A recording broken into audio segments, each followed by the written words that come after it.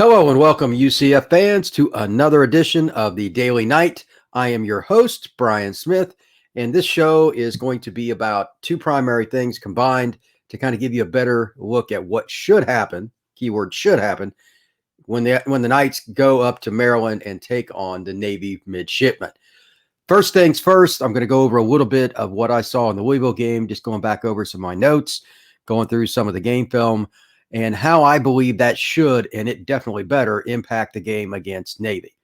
After that, I'm going to talk a little bit about some of Navy's players. I have some of their stats up here on my screen. And just to be quite honest with you, I just don't see a reason that UCF shouldn't dismantle the Navy midshipmen. That's why I titled this podcast what I did. They're just not very good, and I know they're improving, but UCF matches up well. The one caveat, and it's just the way college football works, Gus Malzahn didn't give us much information regarding the injury situation. So if a bunch of guys are out, it is what it is. I'm just guessing that most of them are going to play. That's all I can say. I have no idea. So with that, a couple of notes first off about playing Louisville, and specifically the defense I want to start with first. They failed at priority number one in the game, just flat out failed. And that is containing Malik Cunningham. And that's very important, not only for that game, but for the following game. The game against Navy is going to be about containing as well. They're going to run the ball with their fullbacks quite a bit. And after they run the fullback dive, it's a basic play. They'll also have counters off of that, figuratively and literally, with the quarterback. One of Ken Niumatalolo's favorite plays is the fullback goes into the hole, the quarterback will take a step back, and it's just like he's an eye back. He just follows him in. They want to ding you with body blows 3 to 5 yards at a time. Keep their defense off the field, and then you just have to wait as an offense, and you don't get as many possessions. That's how they can mitigate their talent deficiency. I just put an article up at Inside the Knights there's no nice way to say it. They don't have near as much talent as what UCF and most teams do. So it kind of dictates a little bit for them offensively. They have to not just score. They got to score slowly. They can't go warp speed and score in three plays because their defense doesn't have the depth, the speed, or the size to consistently take the bludgeoning that a team like UCF, who has all these great offensive linemen and some really good running backs, just that alone, forget the passing game, to take on. That's why the containment issue against Malik Cunningham and Louisville concerns me. Once in a while, Navy will run the traditional triple option. And looking back at the game against Louisville, they ran some stuff to the outside, whether just a stretch play or Malik Cunningham getting outside, whether he was ad-libbing on a play where he didn't see something down the field, or a bootleg, etc. UCF just flat out struggled to keep him from getting outside the tight ends, like where the tight ends would line up, or the tackle box, whatever you want to call it. That happens against Navy, you will get gashed. The biggest play traditionally in a triple option attack, and I guarantee you Travis Williams would tell you the same thing. It's not the fullback dive or the quarterback. It's when you fake to the fullback, the quarterback runs down the line, you take him, so your first two opportunities are taken away, but that third guy is the wingback that swings around, and they'll pitch it to him. It's always a smaller guy, but he can always run. I don't care what his name is. I don't care what year he is. He can do one thing. He's fast. If you do not play assignment football and contain, there will be some 20, 30, 40-yard runs against Navy. If you allow that, in addition to those 2 to 4 yard runs they're going to probably get in the middle of the defense, then they can be competitive with you and potentially beat you. Straight up, if UCF does not play contain to the edge of the defense on both sides, this will be a very close game. It's that simple. And it should be a 20-plus point game. That's how important containment will be. UCF cannot allow that even in the first quarter, etc. But it's very important early, because when Navy gets behind, you want to talk about a team that struggles with pass protection. Maybe the stat I'm looking at is wrong, and they don't miss very often. One of my favorite sources for information is CFB Stats. It's just cfbstats.com. You want something nationally, team-wise, individual, any kind of statistic, they do a great job. I was just kind of goofing around, and I'm looking at their stats and sacks. In 3 games, that Navy, who does not pass the football much, has given up 16 sacks. They shouldn't give up 16 sacks in a season. They are atrocious up front at pass protection, if that stat is correct. 16. If Navy gets behind the chains, meaning 3rd down and 6 or more, for me, that's kind of the barometer. 3rd and 5's iffy, but 3rd and 6 or more, and they probably need to pass. With the unique athleticism that the Knights possess in their front 7, there's no reason that the pedestrian 1 sack they have through 3 games shouldn't spike to like 6 or 7 by the end of the game. They're just way more athletic than what Navy possesses on their offensive line. But again, to get to that point, it's about contain. You're going to hear me say that so much, you're going to want to throw things at your computer. It is what it is. It is 100% about contain. And the other reason I bring that up, again, it goes back to talent. Navy does not possess a ton of talent at their fullback spot, just as an example here. I mean, they're good football players, don't get me wrong, and they are tough as nails. I respect these guys. Playing fullback in a dive option offense is really tough. James Harris and Isaac Ruos, they're 2 senior fullbacks. They've combined to carry each 30 times, so they rotate the 2, obviously. One average is 4.8, and one average is 4.2. They're solid football players, but they only have 1 rushing touchdown. The fullback usually scores a lot of touchdowns for the Navy midshipmen. That tells me they're just having problem. Penalties, sacks, missed handoff. Anything that can go wrong has probably happened for them. In their first game, they scored 7. The second game, they scored 3. That is terrible. I don't care what offense you run. The last game against Houston, arguably the most talented team they played, they dropped 20 on Houston. That's a big deal, but it's better than what they've been doing. And Houston is usually got a lot of athletes. It's Texas school. They have programs in that state produce football players. There's no doubt they have an easy recruiting cycle to go through, much like UCF. Here's the thing. They held Houston to 28, which is not too bad. If you hold a team under 30 in today's era, that's solid. Part of that reason, their offense did better.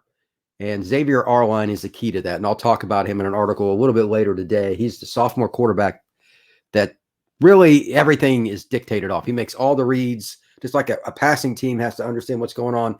He dictates whether he gives it to the fullback, keeps it, pitches it. Everything runs through Xavier Arline. He's a pretty good player, 51 carries, 171 yards, 2 touchdowns. However, all those sacks go against his totals in rushing. This is another thing you'll hear me say a lot on this podcast. It is ridiculous how the NCAA accumulates its stats as it relates to rushing and passing. When you get sacked, it should come off passing. It comes off rushing in NCAA. NFL does it right. It comes off passing stats. So he's probably got a lot better totals than that. And he's a little guy. He's much like their wingbacks. You let him get outside, get his shoulder square to the line of scrimmage, and he's in a one-on-one. I don't care if it's a future All-American or somebody that's already been an All-American. He's not easy to tackle. Contain, contain, contain. If the fullback does pretty good, that's one thing. You cannot allow the Navy midshipmen to get to the perimeter. They will gash you. He's a sophomore, so he's a fairly young guy. Looking at him statistically, this year, and again, these stats are skewed based on the sacks, 76 yards, 31 yards, and 64 yards in their 3 games. Sacks killed them. Killed them. With that in total, you also have to remember he's a sophomore. Last year, he didn't play a ton until the end. The last 2 games against Tulsa and Army, he was the guy. Okay. Against Tulsa, something didn't go right. 27 carries for 60 yards stinks. Now, again, the sacks could hurt that. They may have had some problems there. But in their last game against the Army, a team that knows how to play defense against option football teams, because they run it too, our line carried 17 times for 109 yards. That's impressive. 6.4 yards a pop. Yeah, any coach will sign up for that all day long, Gus Malzahn included. And I guarantee you that anybody on the Navy coaching staff will too. That cannot happen against UCF. That cannot happen. UCF must find a way to make sure that not only they keep him kind of in the pocket, but they got to keep him in the pocket when he throws too. Much like Cunningham, who took off a few times and got some big plays. That's the key to this game. It's something that I'm going to write about again before the game, probably my halftime during the Navy game. I'll have a little short article. That'll be something I talk about. Yes or no. It's a checkbox. Are you containing the quarterback? If they're not, you're going to see a very, very unhappy article because everybody knows that's what they got to do in the football office at UCF. This is not a news flash. You keep him inside the pocket, make the fullback try to beat you. They're not going to beat UCF. They're not. Fullbacks don't run for 70-yard gains very often. You really got to be atrocious for that to happen. And with UCF's athleticism, if that kind of play happens, we have a whole nother discussion and a whole nother concern.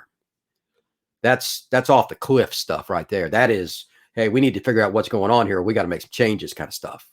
That cannot happen. I'll be shocked if it does. There's too many good athletes, too many good coaches on that defense. But just wanted to make the record. Fullbacks, 2 to 5 yards is what they do. They beat you up, and occasionally, if you miss a tackle, because those guys are tough as nails, they'll pop a 15 or 20-yard run. That's how they average over 4 yards a carry. But UCF should be pretty good. The only other point I really want to make today, and I'll get into this a little more with the statistical analysis I'm going to put up on Inside the Nights today. If UCF can hold Navy to under 4 yards on the first play of a series, or if they get one first down, the next first down, when Navy is quote unquote behind the chains, and what that means is you want to get 4 yards. It's the instrumental number that coaches use, and it's fairly accurate by my account too. I don't see why not. If you're in 2nd and 6 or greater, your playbook is pretty wide. When you're Navy and you don't throw it much anyway, if you're in 2nd and 8 or like 2nd and 11, it gets really, really hard. During the game, especially in the first quarter, if UCF goes out there and punches Navy in the mouth defensively, with all that talent they have in the front seven, their speed is ridiculous. They've got size. I don't want to hear any excuses. I know it's the triple option, and I know the D-line hate playing the triple option because they get cut block all day. Too bad. You signed up for it. You came to UCF. Got to figure it out. You guys have a chance to just completely dismantle Navy. Again, that's why I named it this. That's what should happen. Flat. It should happen. Navy is not very talented. You have guys like Kalia who are 310 pounds, and they don't have any way of preparing for him. And what I mean by that is they don't have a guy during practice this week. They can say, well, you're going to be Kalia Davis for UCF. Well, no. Kalia's going to play in the NFL, and you don't have anybody like that. I'm sorry, they don't. You got a couple big guys, but nothing that athletic, especially from a lateral quickness perspective. He should have a couple tackles for loss where it basically looks like Kalia was the one taking the handoff because he's just going to blow by the guard and or the center, depending on where he lines up. They'll move him around. And he's just going to engulf a poor fullback or running back, quarterback, whatever.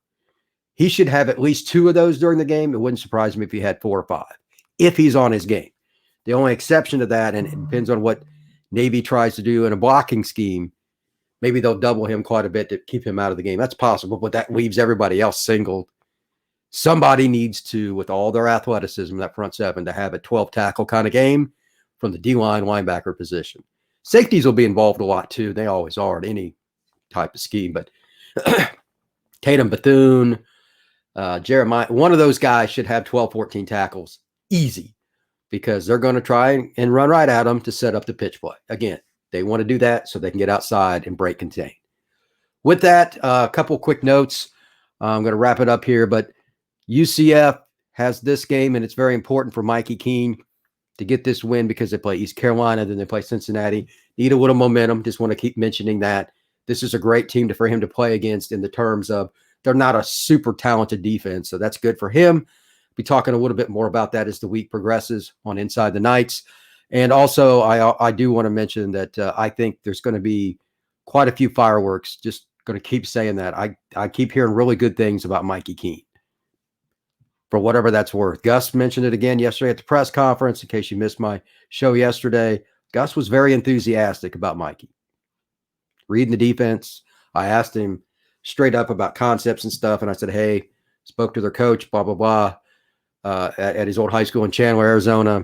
He knows his stuff. It's not a normal high school to college situation, and Gus just reiterated it. It was like I was talking to the coach again down in Arizona. So I really like the chances. If the defense can play good early, Mikey could come out and torch him. He's a very talented player. He's not the biggest guy, but UCF should be able to get a lead and then, once again, dismantle Navy. If they don't win by 20, I'm going to be very disappointed in the outcome of this game. I know that's not how coaches talk publicly, but I'm in media, and I'm just going to tell it like it is. UCF should win something like 41-20, something like that. That should be the final score, give or take. That should be at minimum. It could be more. They don't have the skill that UCF does. Even if Bowser doesn't play, even if Jalen Robinson doesn't play, UCF has way too much speed for one-on-one situations for Navy's defense. And I'll talk about Navy's defense a little more tomorrow. That it's very unique what they have going on because of their commitment to the actual military. They don't have a ton of big guys, although it's a little bigger this year than normal, especially one linebacker, very good player. I'll talk more about him tomorrow. But Brian Smith signing off. Everybody have a safe day. Be good.